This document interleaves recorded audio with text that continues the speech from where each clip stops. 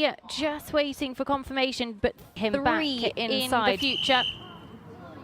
As here comes the Polish rider, Paweł Spisak, and Banderas went very well on their Event Rider Masters debut in Wiesbaden to finish inside the top 10. 10 to add from the show jumping, and we're into the top 20 now. So the top 20 coming in reverse order of merit. And Bill, this is a horse that went very, very well out in Wiesbaden, which was a similar kind of twisty track to here in Jardy. I mean, Wiesbaden was, you know, very twisty. But you'd have to say that the cross-country here is far more demanding than was in Wiesbaden. Wiesbaden had a couple of really difficult combinations, but on the flip side, it had a lot of fences that were, you know, very straightforward for this level of horse and rider. And actually, one of the things we talked about at Pierre Michelet's track a lot in the build-up to the cross-country was the intensity. The questions keep coming. Yeah, as riders, we talk about Pierre's tracks, and we always feel that they're mentally very challenging for a horse compared to a lot of other designers, because there are moments of real intensity for them to be concentrating and jumping big fences, but all very quickly.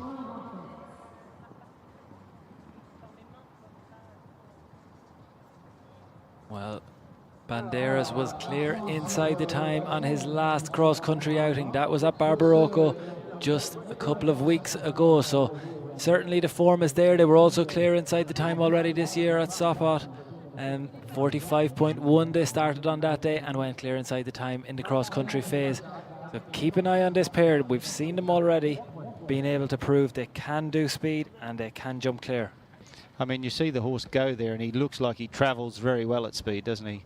His hind leg comes well underneath him and he doesn't sort of go too high in his action. So you can see why he has got the time in different places.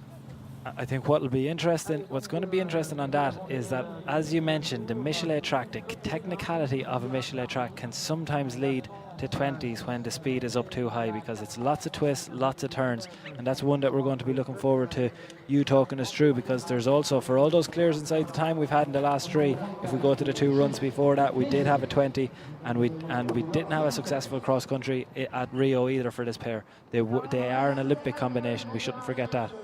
Yeah, there's certainly these big questions. We had no combinations making the time last year. It tends to go in alternate years is what we're seeing. You can go back 7 seasons. Remember, we didn't run here in 2013. But if we were on that current trend, you'd be looking at somewhere up to between 5 and 9 people making the time. 15 to 25% could do it in a year where people make the time. It just depends on how that course comes up. So far, it looks like we will have people making the time. We already have 3. Yeah, it was sort of, as riders, we were all thinking the time was going to be near impossible. And then when we saw those early few get the time, we were all a bit taken back. We thought, oh, maybe the time is very doable. And it's proving to be that way, because when the really experienced top combinations get going in the latter stages of this competition, well, I'm sure we'll really see a handful of them come through inside. So Elmo Yankari, Duchess, Desiree, 54.1 there. 2 phase total coming forward. We're into the reverse order cross country here at leg 4 of the Event Rider Masters.